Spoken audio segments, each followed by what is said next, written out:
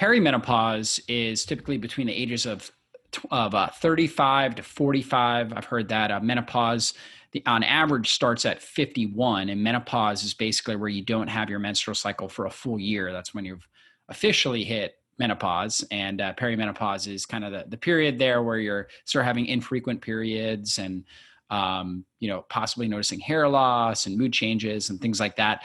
What's actually happening during perimenopause? Great question. So let me back up because there's something else that you didn't mention I think is really important to know. Because we have so much toxicity in the planet, it's not unusual for me to see a younger person in their late 20s, early 30s with what we call premature ovarian failure. So anybody before age 40 that stopped their cycles, and we do something called an FSH, which is follicular stimulating hormone, and we see that that number is very high, where I'm suspicious that they no longer have, ovarian reserve and that they've started into that menopausal cycle. The average age for menopause is 51.3 actually, and 10 to 13 years prior to that, the hormones are starting to change. So what's happening is that the regulatory system of the estrogen, progesterone, and particular ovarian stimulation so that they actually have an ovary released starts changing. And because of that, there's different symptoms that are changing as well. What's interesting is that some people in menopause have very few symptoms, and other people have the worst horrific symptoms that you can possibly imagine. And their lives are very much affected. They don't feel like the same sensual person that they were before. They're gaining a lot of weight. They haven't done anything differently. They're starting to lose their hair. Their thyroid gets, imbalanced as well. But what I oftentimes will tell people, the interesting thing is that adrenals, or what we call the hypothalamic pituitary adrenal axis, play a huge role in how many hormones we have in menopause. And if we've had enormous amounts of stress from toxicity, environmentally, or we've had Lyme or other problems like that, or digestive issues, the adrenals have been taxed. So they're not as good at producing estrogen, progesterone, and testosterone, which causes more of the symptoms in menopause. Many people can't sleep. So we're having to work with all those things to really get things in balance. And the other part that's so important to know is that women that are menopausal have their heart risk increases, their heart disease risk increases by 21%. We also start seeing bone loss pretty significantly at the time of menopause. So prior to that time, that's the time to really think about getting healthy and to start thinking about, what do I need to do to really be more balanced? And hopefully you're going to be seeing a functionally trained practitioner that can look at, it's not just we want to know our estrogen levels, especially at menopause or perimenopause. We want to know what the estrogen metabolites are doing, what that ratio of estrogens, what their, 2, 16, and 4 are doing. I call them the good, the bad, and the ugly. And it's how the body actually is metabolizing that estrogen. That's so important to know, because that will really determine whether you have more risk of osteoporosis, or do you even have a risk factor there for breast cancer that is all changeable if we can change the way that estrogen is metabolized. Well, that's really good. I'm interested. Are you using a Dutch test? And what are you looking at for those ratios? Yes, so I have used Genova for years, and I use the urine. Yep, the urine, and I'll do it once a year with urine, and I'll do once a year with blood, because I'm oftentimes, if I have people on hormones, checking their levels. If I have somebody on transdermal, I'll use a ZRT lab or something like that to get that, the saliva.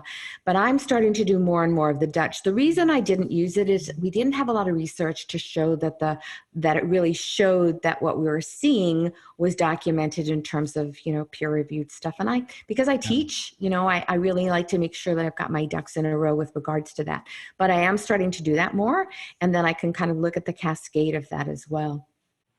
So the Dutch means dried urine, what is it? Comprehensive hormone test, basically. Yeah.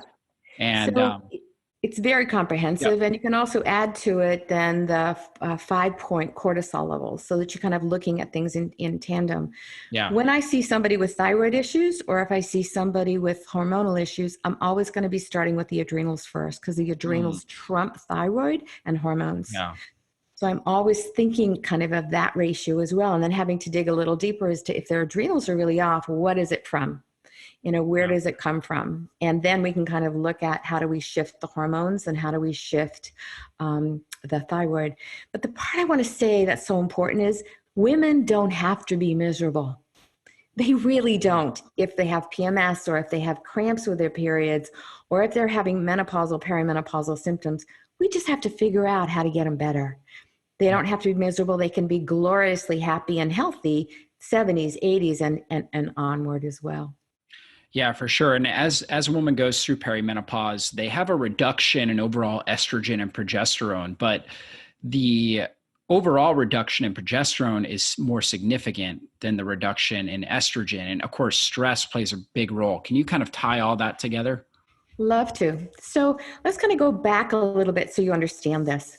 If you have a fair amount of stress, cholesterol normally makes our sex hormones, estrogen, progesterone, testosterone, DHEA. If we have a lot of stress for a long time, we can't live without cortisol. So the body then makes cortisol instead of estrogen, progesterone, testosterone. And the first thing that goes down is progesterone. So then you've got, it's not that your estrogen level's low, it's that the ratio is off. The estrogen progesterone ratio is off. And we call that estrogen dominance.